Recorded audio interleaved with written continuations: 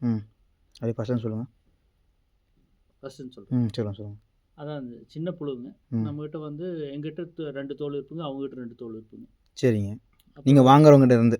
ஆமாங்க. இளம்புழு வளர்ப்பு, இது வந்து முதிர் புழு வளர்ப்பு. Okay okay. நாம் முதிர் புழு வளர்ப்பு தான் பண்ணுறாங்க. அதுக்கு இலை வந்து இதுதான், இந்த சுற்றி இருக்குங்க மல்பெரி செடி இருக்குங்க. இந்த மல்பெரி செடி தான் வெளியே போட்டுருக்குங்க. பார்த்தீங்களா? ஆமாம் ஆமாம். அதுதான் தலை. அதுக்கு அது ஒன்று தான் சாப்பிடுங்க. அது வெட்டிட்டு வந்து அப்படியே வைக்க வேண்டியது இதுக்கு ஃபீடிங். அப்புறம் இதுக்கு சானிடேஷன் இதெல்லாம் இருக்குங்க. அதுக்குன்னு சில மருந்துகள் இருக்குது, அதெல்லாம் பீரியடிக்கு அடிக்கணுங்க.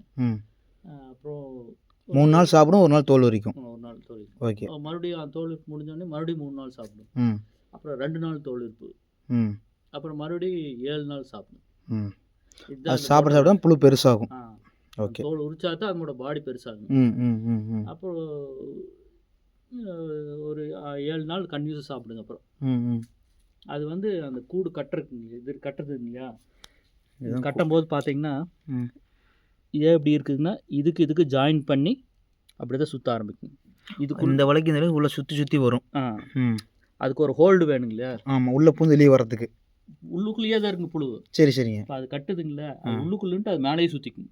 Okay okay. இதுக்குள்ளே இருக்குதுங்க புழு இதுக்குள்ளே இருக்குங்க. இந்த புழு தான் வந்து ஒரு 10 நாள், இன்னொரு 10 நாள் இருந்துச்சு நம்மகிட்ட பட்டாம்பூச்சியாக வந்துடும் வெளியே. அவ்வளோதான். அப்புறம் அதுக்கு மேலே இது வந்து இதோட இன விருத்திக்காக இப்படி பண்ணுதுங்க. ஓகே. நாம் அதை எடுத்து சில்கை ப்ரொடியூஸ் பண்ணிக்கிறோம். இது என்ன பண்ணுவாங்கன்னா, நான் மார்க்கெட்டில் போட்டுங்க, மார்க்கெட்டில் இருக்கிற உள்ளுக்குள்ள இருக்கிற அந்த லார்வா, இந்த லார்வா வந்து சுடுதண்ணீர் போடுவாங்க. இதையும் அப்படியே சுடுதண்ணீர் போட்டு வேவுப்பாங்க. சுடுதண்ணீர் போட்டாங்கன்னா அது உள்ளுக்குள்ள இருக்கிறது இறந்துருக்கும் அதில். அப்போ அதனால் அந்த கூடு வந்து ஒரு மாதம் வச்சுக்கலாம்.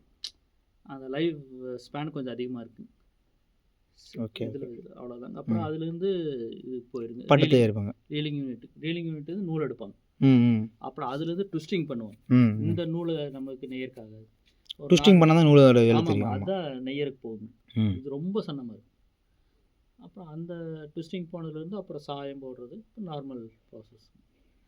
காஞ்சிபுரம் மார்க்கெட்டில் கொண்டு போய் விற்பாங்க. நல்ல பட்டு தானே இது? ஆமாங்க. இது வெண்பட்டுங்க. இதில் மஞ்சள் கலர் இருக்குது. தமிழ்நாடு பூரா வெண்பட்டு தான் government recommended, sericulture recommended. Okay.